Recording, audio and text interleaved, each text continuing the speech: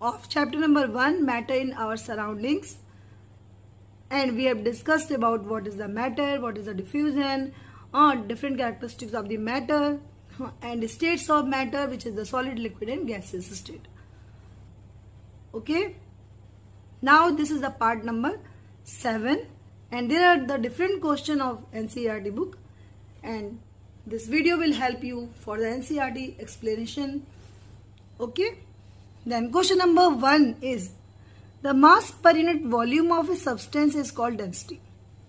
Mass upon volume क्या कहलाता है? डेंसिटी कहलाता है.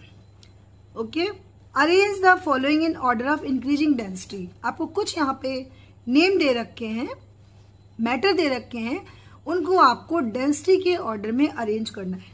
First is air, second one exhaust from the chimneys, Honey, water, chalk, cotton and iron. Okay, तो density increasing order में लेके जानी है, मतलब सबसे कम डेंस रखना है, उसके बाद हमें हायर डेंसिटी की तरफ जाना है. तो air, exhaust from chimneys, these are the gases. Okay, honey and water ये लिक्विड है, and chalk, cotton and iron these are the what? Solids. तो डेंसिटी क्या होती है? डेंसिटी का मतलब पार्टिकल कितने पास हैं पर यूनिट वॉल्यूम में, इसको हम देखते हैं. तो सबसे पहले गैसेस, फिर लिक्विड, फिर आपके पास सॉलिड आएगा. लेकिन गैसेस में भी दो दे रखी है, air and exhaust from the chimneys.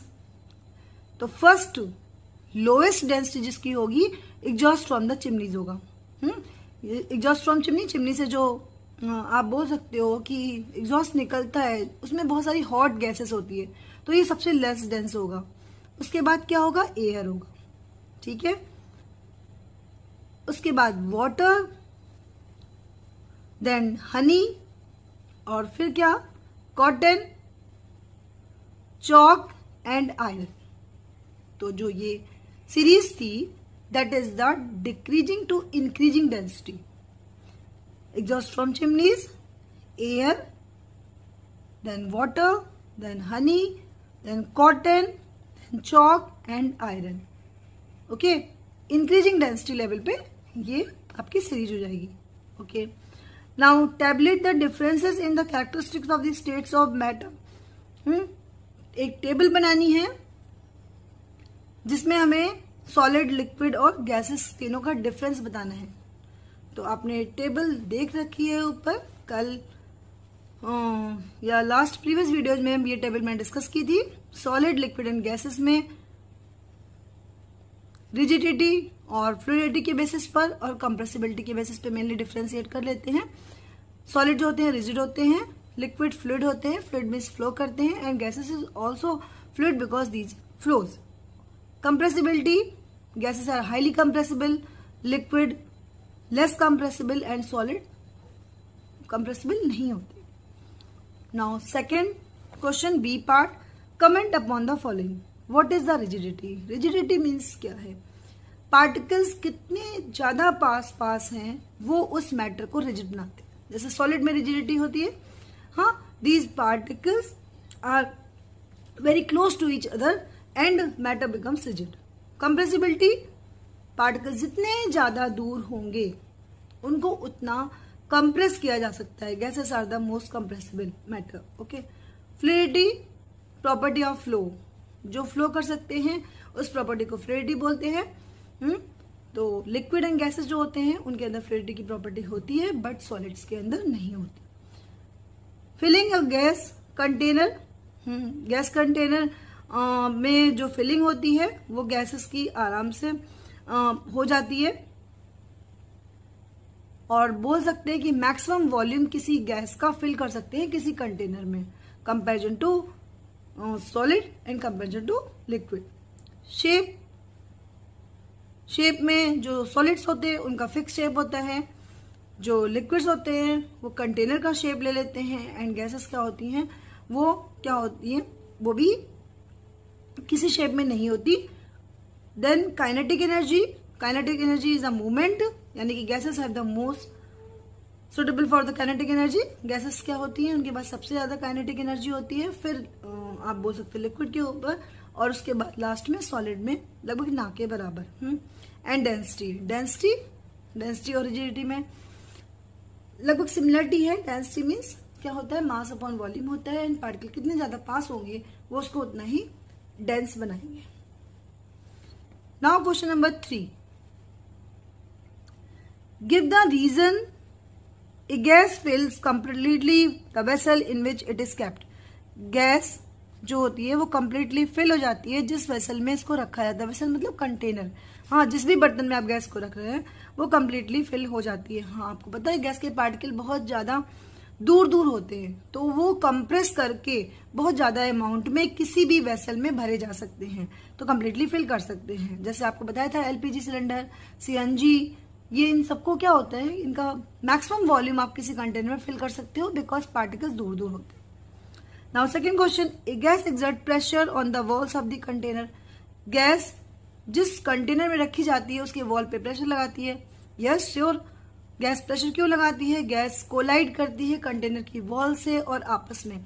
जब कोलिजन होगा तो प्रेशर लगेगा, जैसे हम टकराते हैं तो फोर्स प्रोवाइड करते हैं ना, ऐसे ही गैसेस के पार्टिकल्स जो होते हैं वो क्या करते हैं, कोलाइड करते हैं, किससे, वॉल से, एंड आपस में भी कोलाइड करते हैं, तो ये प्रेशर लगाते हैं। नाउ थर्ड पार्ट इज, ये wooden table should be called solid. Yes, wooden table solid है बिकॉज इसके जो पार्टिकल्स होते हैं that are very very close. You can say that there is no intermolecular space, interparticular space, so these are the solid because these are rigid. Okay. Question number D, we can easily move our hand in air, but to do the same through a solid block of wood we need a karate expert. हम अपना हाथों को air में तो बहुत आसानी से move करा लेते हैं, बट अगर ये कोई सॉलिड ब्लॉक होता है तो कराटे एक्सपर्ट जो होते हैं वो उस सॉलिड को ब्रेक कर लेते हैं। तो what is the mean in this, air के पार्टिकल्स बहुत दूर दूर होते हैं बट सॉलिड के पार्टिकल बहुत पास पास होते हैं। तो जो एयर है वो हमारे हैंड को मूव कराने के लिए पर्टिकुलर स्पेस दे सकती है, उसके पार्टिकल मूव करते हैं तो हम जिधर हैंड ले जाते हैं एयर के पार्टिकल मूव करके अदर प्लेस पे चले जाते हैं। बट सॉलिड के पार्टिकल रिजिड होते हैं और वो फिक्स होते हैं, यानी कि उनको अगर हमें मूव कराना या बोल सकते हैं सॉलिड के ब्लॉक को ब्रेक करना है तो जो एक्सपर्टाइज होते हैं, जो कराटे के एक्सपर्ट होते हैं, वो आराम से उनकी प्रैक्टिस के अकॉर्डिंग उसको ब्रेक कर सकते हैं। बट नॉर्मल जो पर्सन है वो उसकी प्रैक्टिस नहीं है सॉलिड ब्लॉक को ब्रेक करने के लिए और सॉलिड के पार्टिकल्स बहुत ज्यादा क्लोजली प्लेस्ड हैं, इस वजह से उसको क्या करते हैं, ब्रेक नहीं कर पाते। Okay, now last question, what is saying last question? Last question is saying that the liquids generally have lower density as compared to solids, but you must have observed that ice floats on the water. Find out why. Liquids की जो density होती है solid से कम होती है, पीछे में यही पढ़ते आए कि जो लिक्विड्स की डेंसिटी है वो सॉलिड से कम। ओके, बट आपने देखा होगा जब आप लेमनेड बनाते हो या कोई भी शरबत बनाते हो और आइस क्यूब्स आते हैं तो आइस क्यूब फ्लोट करता है वाटर के ऊपर, जबकि आइस सॉलिड है और वाटर जो लिक्विड है।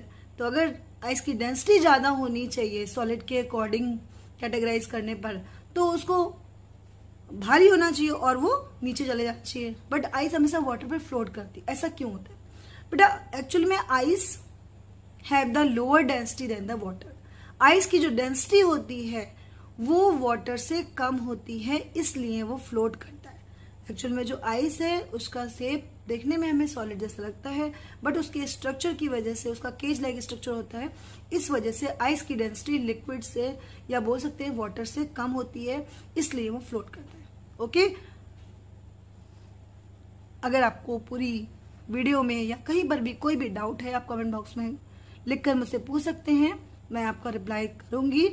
और आप इस वीडियो को धीरे धीरे करके स्टडीज करिए, जितने भी पार्ट नंबर 1 से लेकर पार्ट नंबर 7 तक वीडियो अपलोड है उनको आराम से पढ़ते रहिए।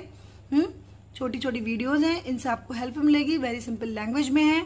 This is the very helpful for you. Okay guys, bye.